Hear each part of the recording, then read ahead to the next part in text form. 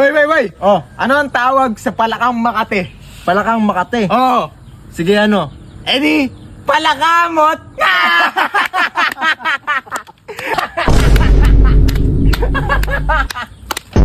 O ito. Ah, Ano naman yung tawag sa isdang nagiging bato? isda nagiging bato. Oh, Ano? edi pirana. Pirana? Bakit pirana? Pira na, naging bato pa.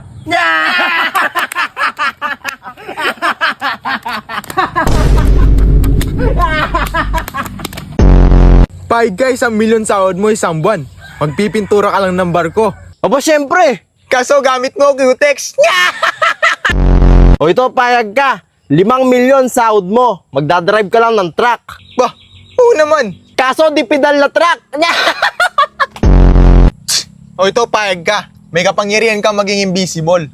Syempre naman. Kaso yung puwet mo nakalitaw. O ito, payag ka.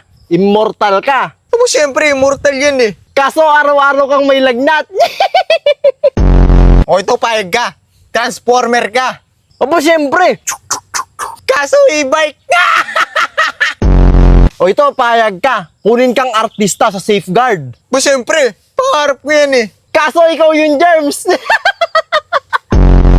Noong mga bata pa kami, naaalala naming magkapatid na ang ulam lang namin ay asin. Nakakatawang isipin na sa pamamagitan ng asin ay naiiraos namin ang gutom namin sa isang araw. At kahit ganito lang ang ulam namin, masaya kaming magkapatid. Masaya kami na sabay kaming kumakain kahit asin lang ang ulam namin. Kaya noong lumaki kami at nakaluwag-luwag ay bumili agad kami ng isang sakong asin para nang sa ganon ay maitawid na namin ang gutom namin ng isang taon. Sa bidyong ito, mga idol, ay magsusurvive at mag-overnight kami ng aking kapatid doon kung saan mismo nakatayo ang puno na iyon. Itong puno nga ng mangga na ito, mga idol, ay nag-iisa lamang na nakatayo sa gitna ng bukid. At unang apak nga namin sa ilalim ng puno ng mangga ay ito ang nangyari. Aray ko, aray. So ngayon mga idol, hindi tayo pwedeng magstay doon na matagal kasi maraming langgam. Kaya ngayon, napagpasyahan namin na dito na lang magstay at dito mag-overnight. Kinikilabutan ako. At para nga sa inyong kaalaman, mga idol, simula pa nung bata kami ay kinakatakutan na talaga ang puno ng mangga na ito. Dahil marami nga ang nagsasabi na kapag sumasapit na ang dilim ay may nagpapakita dito na white lady. At dahil gusto namin napatunayan sa inyo, mga idol, na lalaki kami at wala kaming kinakatakutan na anumang multo, ay tumakbo na lang kami pauwi. Opo, naniniwala po talaga ako sa mga multo. Totoo po talaga sila. Actually, tumataas po yung mga balaybo eh. Kasi naalala ko po nung bata po ako, pumasok po ako sa CR. Tapos, nagulat po ako sa nakita ng dalawa kong mata.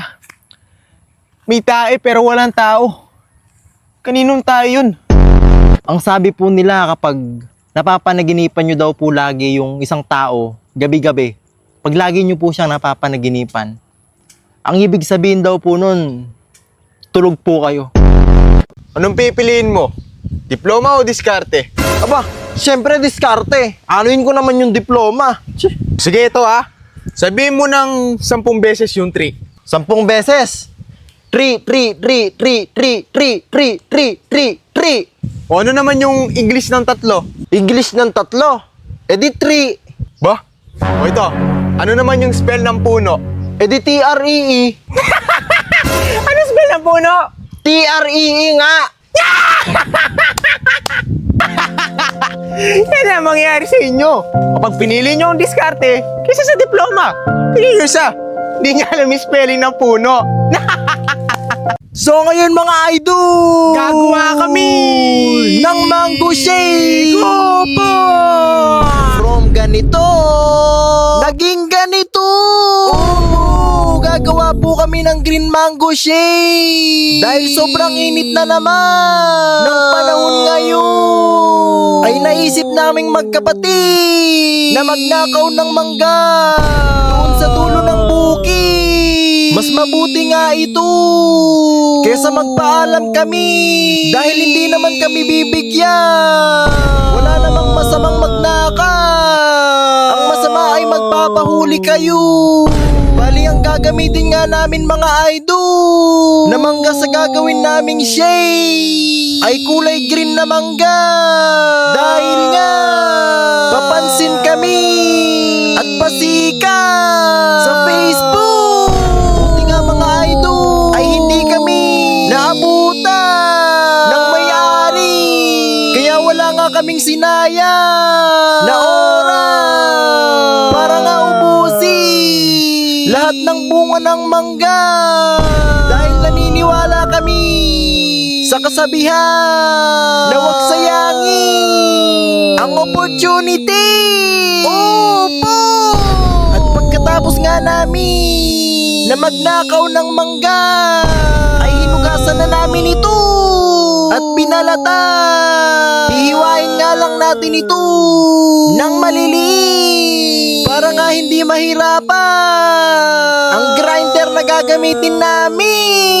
Napanood nga lang namin ng recipe na ito sa YouTube, at habang pinapanood nga namin ito ay naglaway kami. Kaya agad na namin itong ginaya. Gumamit nga lang kami ng panis na gata at expired na evaporated milk. Rap, ito ang technique para ma-crush yung yelo. Sa pagpukpok ng yelo mga idol, ay isipin nyo lang yung umutang sa inyo na hindi na nagbayad. Sa oras nga na ito mga idol, ay natapos na nga yung kalokohan na ginawa namin. At grabe nga mga idol, sa sobrang sarap nito,